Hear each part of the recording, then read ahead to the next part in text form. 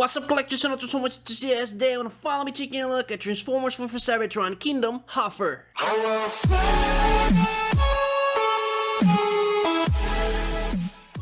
Taking a really good look at the packaging, we got a nice logo on the side, Kingdom on the bottom, Huffer on the top, a nice display of the figure itself. We got a gorgeous image. You can see that on the front he has the vehicle mode, and on the side he has the Rollo mode. You can see the arc crash landed on that volcanic, and just the image itself just looks amazing. You can see the coloring and everything, just I'm a fan. On the back we got the Culture Rollo mode and vehicle mode, as well as 14 steps in to transform this guy. And on the other side of the packaging we got a whole majority of characters with the golden disc on the metal. On the top, not much, just the Autobot logo and Transformers WFC Cybertron trilogy, but that's pretty much it for the whole thing. So without further ado, let's get into it. And here we have Transformers WFC Cybertron Kingdom Huffer in hand and out of the packaging. As you can see, this guy looks amazing. I only have a couple of cons with this guy, and that is just me nitpicking for the sake of nitpicking. Overall, this guy looks amazing, and as you can see, super accurate to his U1 representation. For the card thingamajig, nothing new for me. This is another copy. I have this like 3 or 4 times by now, but you know the drill. Arc on the top, Kingdom on the bottom, Autobots, and a nice image of the Arc. And if you peel it off, you can see another image of the Arc, this time crash landing on Earth, and the Decepticon logo on the top. But that's pretty much it for this thing. Again,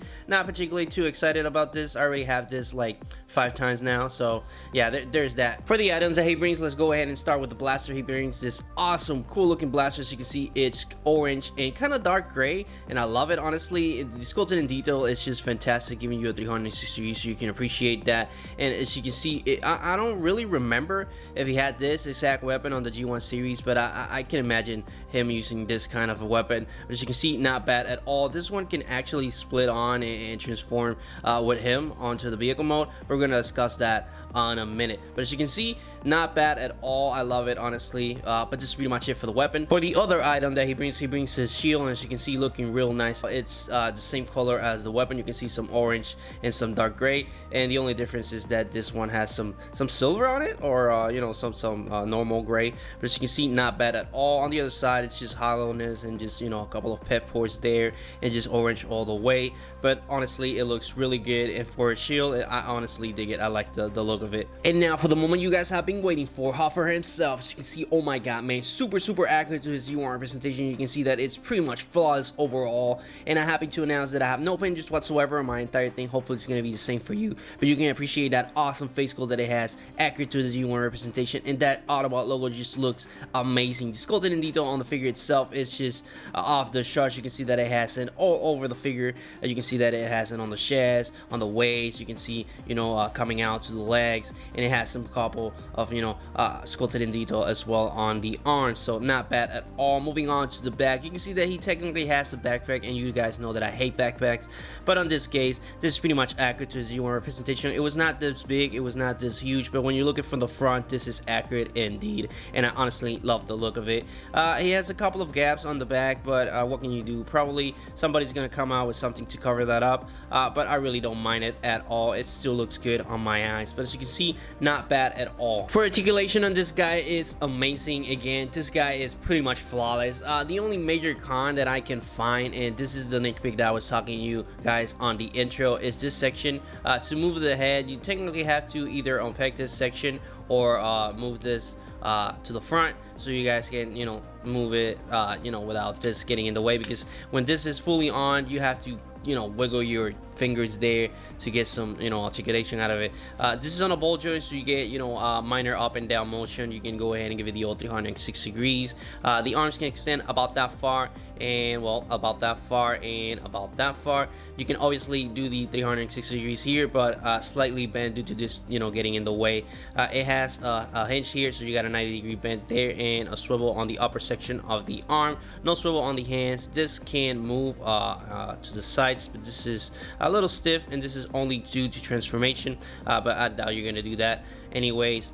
It has a swivel articulation, as you can see, not bad at all. Always a plus to have that. The legs can extend about that far and about that far. For the splits, he does some fairly decent splits, as you can see, just about that. But if you go ahead and kind of, you know, force it a little bit, it can do the 100% split, so not that bad at all, not necessary at all, but I always appreciate when it has that. It has a swivel on the upper section of the legs, and you can see that it has more than a 90-degree bend there to transformation, and this is honestly flawless. You can do some awesome poses with this section here, and I cannot wait to show you the B-rolls. But as you can see on the feet, it has the ankle pivoting that pretty much every Kingdom or War for Cybertron figure has.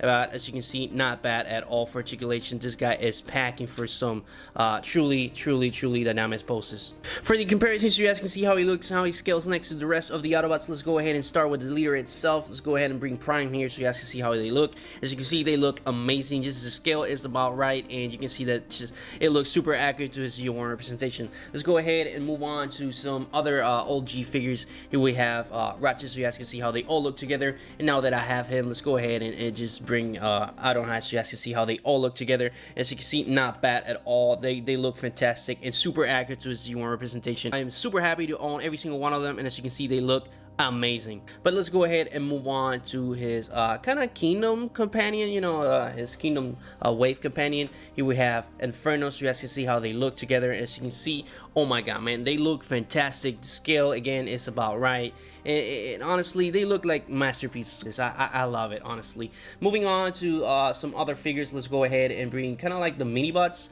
Let's bring Bumblebee and Cliff Jumper, so you guys can see how they all look together. As you can see, not bad at all for scale. I really think that this should be a little bit more smaller, but I do get, you know, the scale, because this technically is a truck and they are, you know, normal vehicles, so I really, you know, get the scale. But I think at the G1 series they were, you know, the same size. Honestly, I really don't remember, but if you do, please drop that on the comments down below. But with that being said, that's pretty much it for the comparison. For transformation, it's pretty easy. There are a couple of things you gotta keep in mind here and there, but it's simple nonetheless. First, go ahead and unpack the massive backpack and fold this you know, to the front. That's gonna allow you some space to rotate this section 180 and unpack the arms like so. That's gonna reveal the wheels on the sides like that, and we have it like that. Go ahead and kind of, you know, position this upwards like that, and that's gonna prepare it for the next step. Go ahead and peg this section again like so. When you hear that, that means it's peg. Go ahead and peg the other section like so, and you see a hole there and a peg there. You want to go ahead and rotate this